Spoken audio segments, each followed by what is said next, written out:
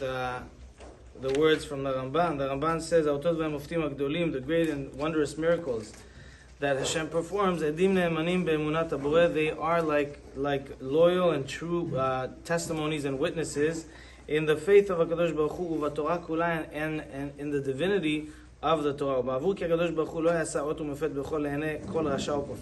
Because Hashem doesn't need to prove himself for every heretic or for every person that starts questioning or examining Hashem and needing or requesting that they also get a personal miracle in order to believe in Hashem. So he's commanding us that we shall perform things that are a reminder to the great nisim, to the great miracles that we had back then. And then we have to convey that on to our children, and also for their children until the last generation. And the purpose of all the mitzvot that we should believe in Hashem, all the practice that we do, tefillin, tefillah, everything, so that we can believe in Hashem, and we'll thank Him and that He created us. And that is part of the creation. Hashem, He doesn't need us. But there's one thing that we could provide or we can create or place in this world, that a person will know and admit that HaKadosh Baruch Hu created us and He is our God. So there's a story with Rabbi Benchlouch that he brings over here in this beautiful Chag HaPesach pamphlet. He says Rabbi Benchlouch used to visit frequently, once a year, a certain place as he was traveling around communities.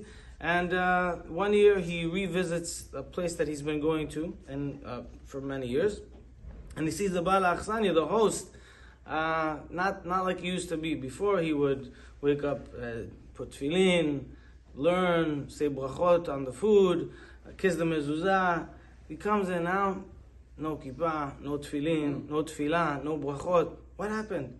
He says, I'll tell you the truth, Rabbi, not too long ago, somebody came here and they spoke to me about emunah. They spoke to me about philosophical and theological things and about faith. And this person says they don't believe in Hashem, and they could prove to me that Hashem does not exist by going now, bringing a non-kosher salami, eating it, and nothing will happen to them. And this person took a salami that's not kosher. He says if he's going to eat it now, and if Hashem exists, he should choke on the salami. He ate it, devoured it, nothing happened to him. And that hit me. And since then, I've been declining slowly, and I haven't been the same. As they're speaking, the daughter of the host comes back from school. Dad, I got this.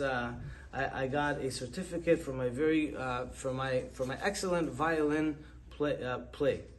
She said, "Oh, I'm so happy, so proud of you." Whatever. The Rabbi Salan says, "Wow, you play violin? Can you come and play for us a little bit so we could see that you're really a good player?" She said, "No, I'm sorry. Why not?" He's with her dad right there, asking the girl. I said, "She's shy. She's embarrassed, but she's a good violin player. Let her play for us." It's like, yeah, but she is an amazing violin player. Everybody knows that, and she got a teudah. She got a certificate.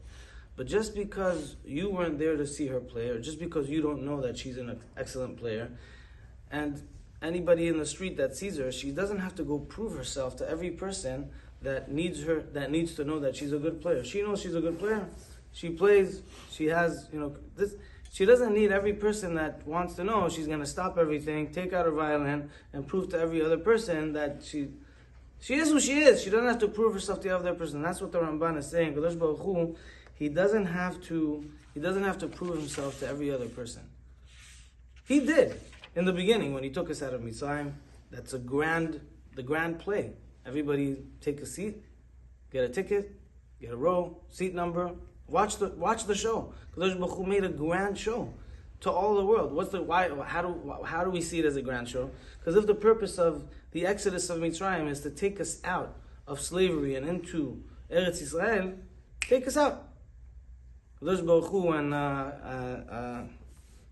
Nebuchadnezzar came back from destroying the Beit HaMikdash, he stood on his boat, he took out his sword, and he called out to Hashem. The Midrash says, "Who are you, Hashem? I destroy the Bet HaMikdash. Come, let's go. Let's see who you are. Hashem says, how are you talking to me? Takes a little fly, goes in his ear, starts eating his brain. And after a few years, he got so much pain that he asked them to open his skull, and they found the fly was the size of a bird. Kadosh Baruch Hu doesn't need it too much. Really, in one little... So why can't he take us out of Mitzrayim in such a quick moment? Give Paro a heart attack and we'll go. It is because that was the show. That is the impression that he left on the world. Now, once we had that, and Kriyat Yam Suf, and Matan Torah, we don't need to prove ourselves every 10 minutes to everybody that asks a question. But we have been handed down the light of the tradition. Every year we have Pesach, we have the mitzvah V'yigata levincha, saying over the story, and that really is beyond eating the matzah, drinking wine, mo, and everything.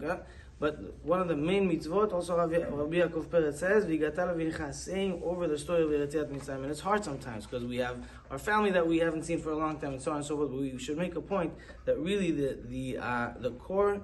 The core focus of the night of Pesach is to speak about Yetziat Mitzrayim, asking questions, responding to them, and sharing more insights on the story. Amen.